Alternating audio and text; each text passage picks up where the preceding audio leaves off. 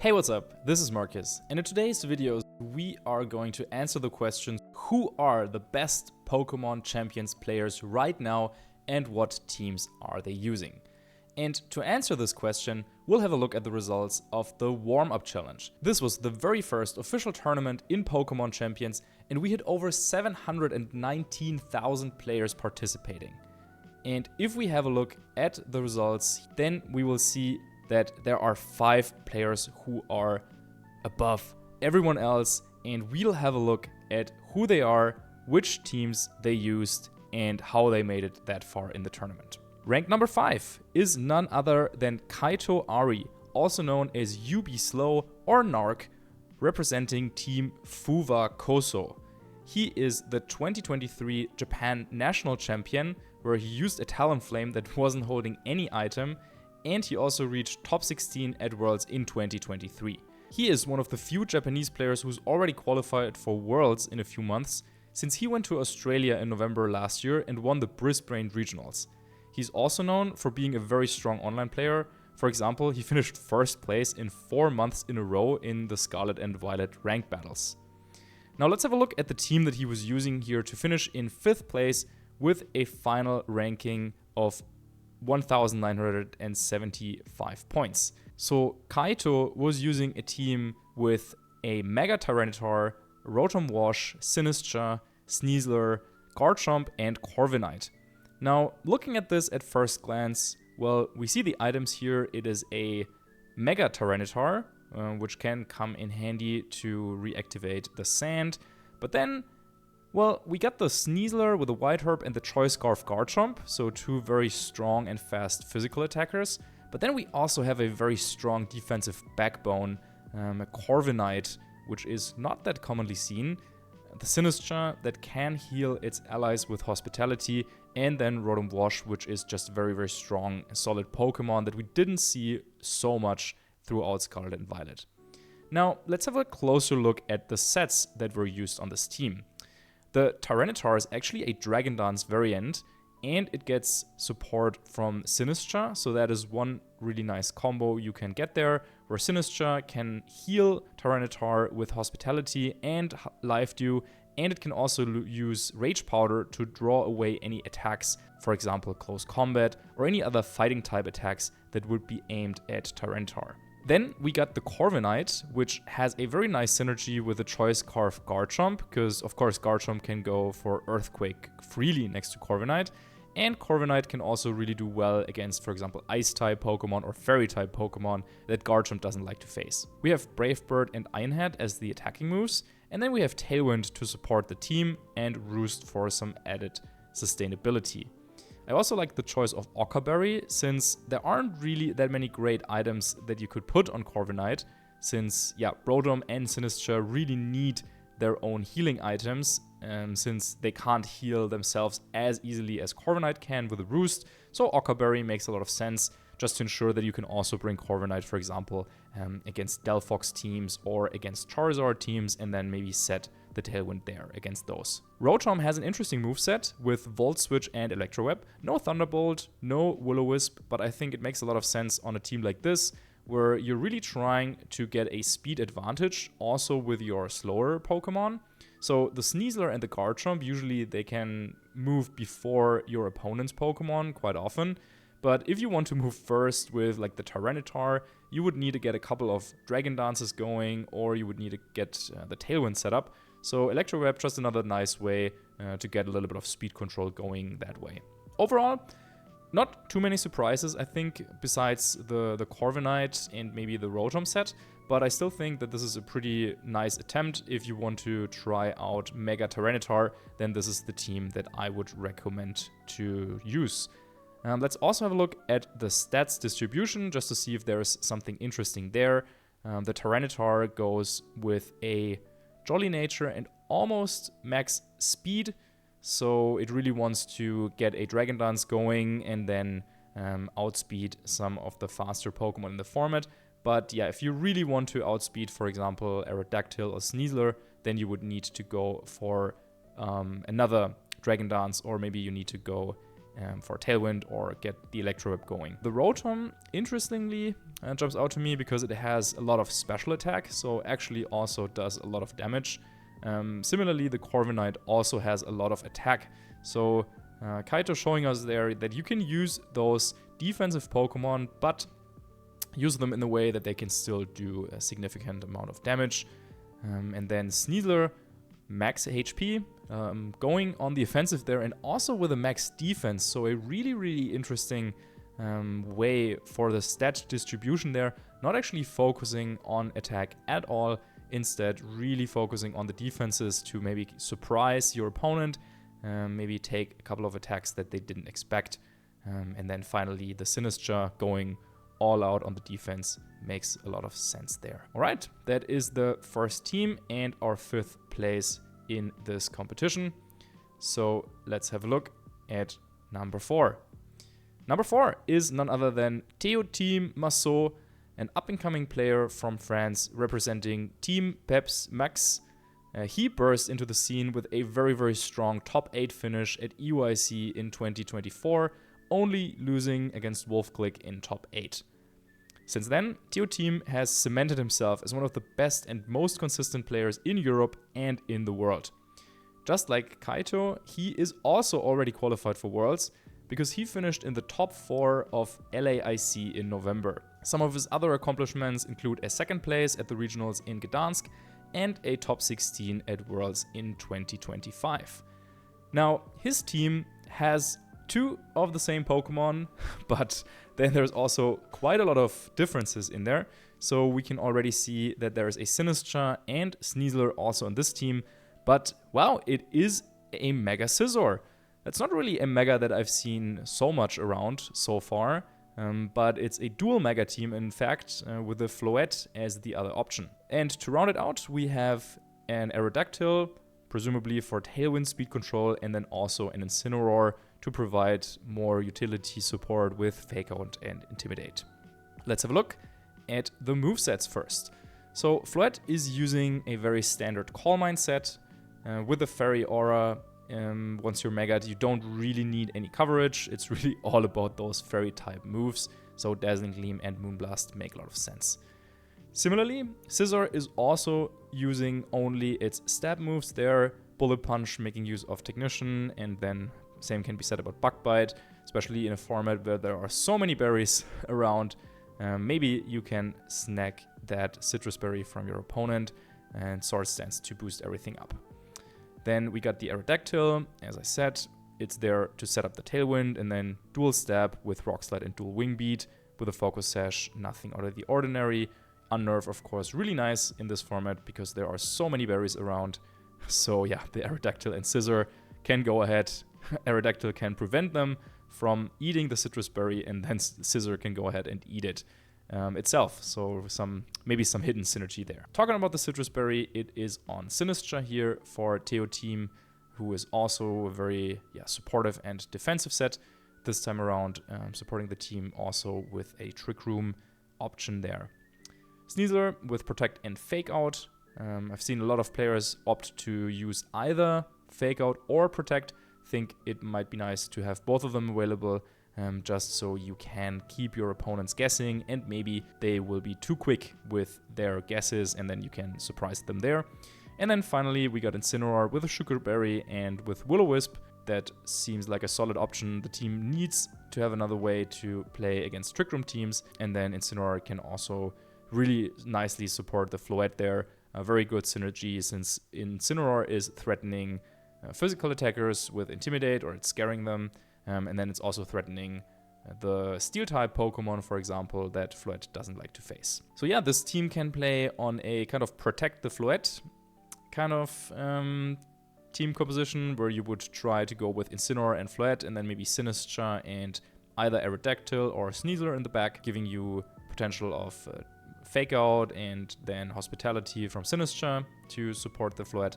Or you can also use then the Tailwind to make it move faster. Let's have a look at the stat distribution. Floette, yeah, really bulky there, almost entirely investing in the physical bulk there with a modest nature, but HP maxed out, and then also defense is the lowest stat, and you really want to be able to take hits nicely, so makes a lot of sense to invest heavily there. Scissor going on the offensive there, max HP, makes it pretty bulky with the typing as well, and then going for the max attack. That makes sense. Nothing too interesting about the Aerodactyl. Sinistcha, pretty similar to what we've seen from Kaito earlier. And then the Sneasler is just the standard Jolly, max speed, max attack version, and also nothing too interesting about Incineroar. Yeah, pretty powerful team there with Floette, and very, very interesting take on Scissor.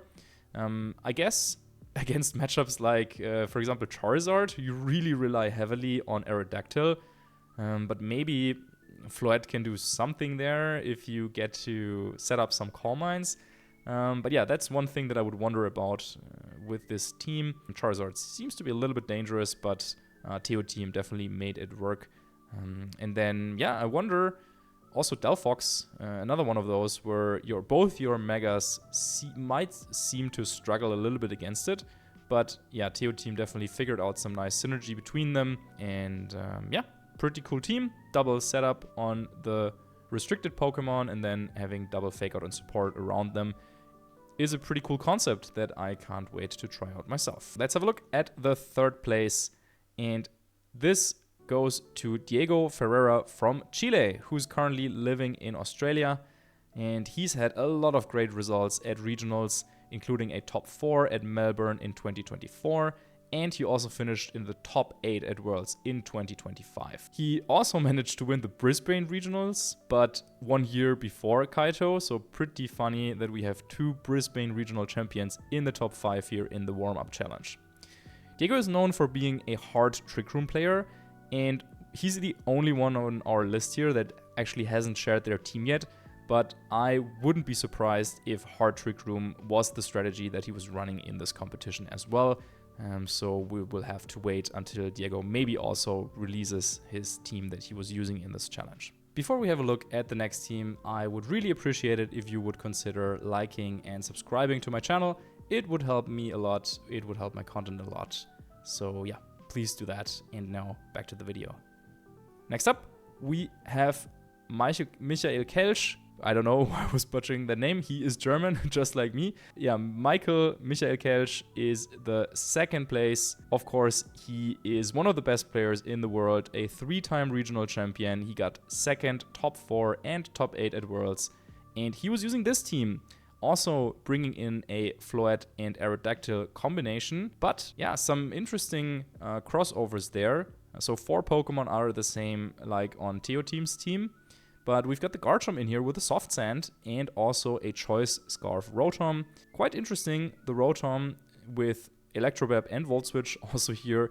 Same moves, or similar, very similar moves, the same electric type moves that Kaito was using, but with Will-O-Wisp on the Choice Scarf. No Trick, no Thunderbolt, pretty interesting moveset. But yeah, if you are playing in a Mega format, it can make sense to invest a move like this, where if you can get the burn, for example, on their physical Mega, then this is a lot of damage that will be cut for them. So already for that, it might make sense to have the Rotom around. And also Will-O-Wisp is just very, very difficult to switch into if you don't know that it's coming. Yeah, you really don't want to switch in fire types into your Rotom Wash. Yeah, that just doesn't feel that strong. Soft Sand on Garchomp. Yeah, let's have a look at the training on this Pokemon, if it's going to be a little bit more defensive or if it is just very, very high attack stat, with Earthquake and Stomping Tantrum, of course, being boosted by the Soft Sand, can maybe get a couple of surprise KOs that, yeah, the opponent wasn't expecting. Other than that, yeah, not too much difference compared to what we already talked about with Teotim's team before. And yeah, let's have a look at the training of these Pokemon. This time around, the Floette has a lot more special attack than the one of Teotim before. Also, Sneasler, a little bit of bulk there, but it is Jolly with max speed. Aerodactyl and Garchomp are pretty much what we would expect. The Rotom, interestingly enough, using almost max HP. Now, Rotom is one of those Pokemon that has naturally a very, very low HP stat. So I like investing into HP a lot because it will really benefit from the extra points there. And the defense and special defense, as you can see here by the numbers, are already quite high. So you can really get a lot of bulk by investing in the HP there. And then Incineroar, going for a physical defensive split. Yeah, nothing too fancy here as well.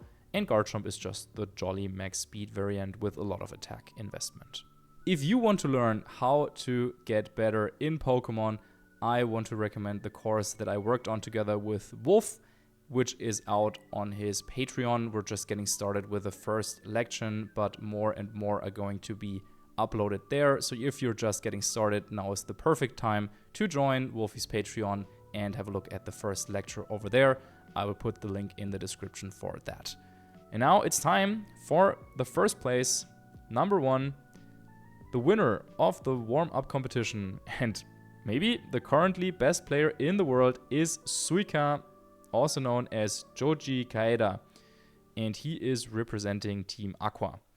Yeah, I would say he's considered one of the absolute best players, especially in the best of 1 format. He has topped the ranked ladder countless times in Scarlet and Violet, and also reached first places in his rating zone, and sometimes even globally and I noted this down, so first place in the Grand Challenge 2, the Global Challenge 3, the Global Challenge 4, the Grand Challenge 1, and the Grand Challenge 2 in Scarlet and Violet.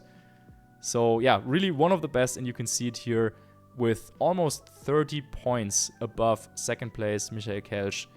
Let's have a look at the team that Suika was running. And if you were around on social media, or if you've played high ranked ladder, you might have run into this team before, because this is actually a team that he had shared prior to this tournament on his Twitter. So yeah, in theory, all his opponents could have just looked up what exactly everything was doing there. But it is a Sun team using the Charizard Y and Venusaur combination to really make use of the Sun. And then it has a couple of other very strong and fast physical attackers in the Sneasler, the Basculegion, and a Garchomp, and then a bulky Incineroar to keep everything together. Now, let's have a look at the moves first. Charizard is not running Solar Beam, but instead it has Air Slash, and Heat Wave, yeah, is a given, and Weather Ball, very, very powerful, cannot miss, so Charizard really enjoys that.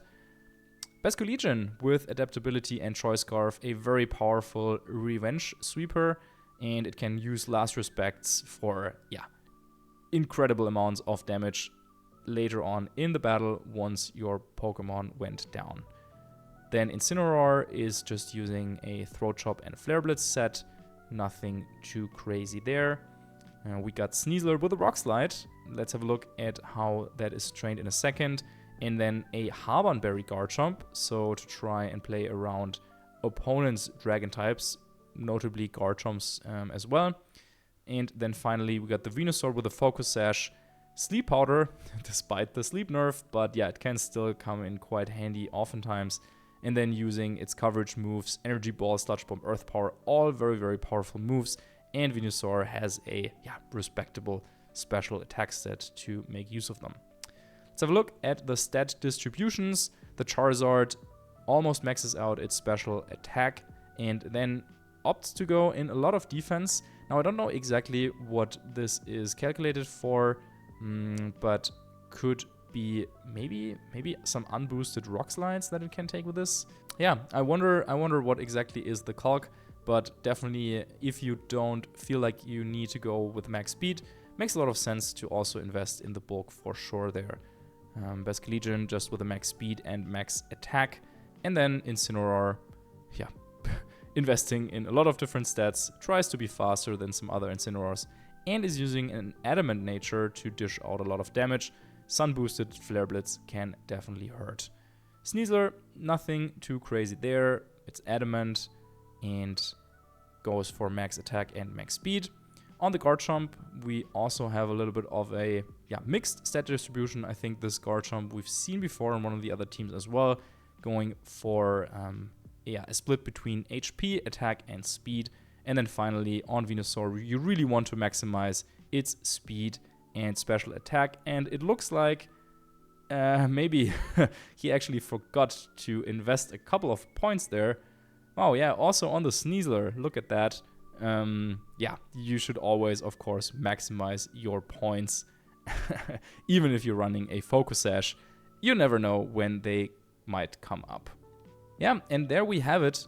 Those are the best players and their best teams. And finally, here we have the 4 teams that we have access to.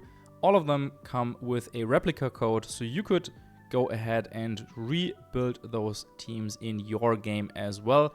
A lot of similarities. I mean, we have 4 Sneaslers on our screen right now. All of them are holding the White Herb, but 3 different movesets, but some small differences in training as well.